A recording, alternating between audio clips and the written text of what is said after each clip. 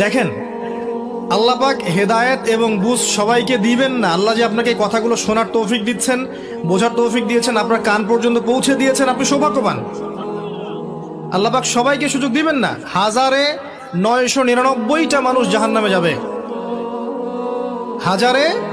1999টা মানুষ জাহান্নামে যাবে। এটা হাদিসে আসছে সহিহ বুখারীতে 4 বার।